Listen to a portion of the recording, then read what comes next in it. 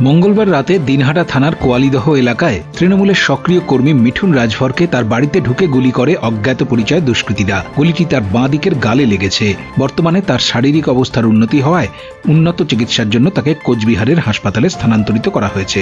স্থানীয় সূত্রে জানা গেছে, মঙ্গলবার রাতে অন্ধকারের সুযোগ নিয়ে মিঠুনবাবুর বাড়িতে হানা দেয় দুষ্কৃতীরা।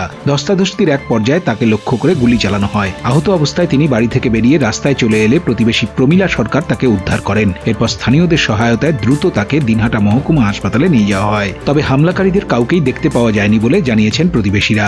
ঘটনার কারণ বা হামলাকারীদের বিষয়ে মিঠুনবাবু নিজে মুখ খোলেননি। এই হামলা রাজনৈতিক দ্বন্দ্ব, গোষ্ঠী কোন্দল নাকি ব্যক্তিগত শত্রুতা থেকে হয়েছে তা নিয়ে ধোঁয়াশা রয়েছে।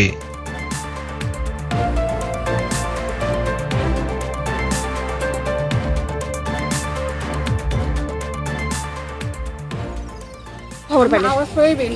কিসের আওয়াজ পেয়েছেন? কটা নাগাদ তাও? আপনি কি করছিলেন? টিভি দেখছিলেন? না আমরা আগুন জ্বালাইছি বাইরে। আচ্ছা, হঠাৎ করে গুলির আওয়াজ শুনলেন, তারপরে গিয়ে কি দেখলেন? কি দেখলেন দিদি? কি দেখ যেটা দেখছেন? আসছি, বাড়িতে নিয়ে আসছি।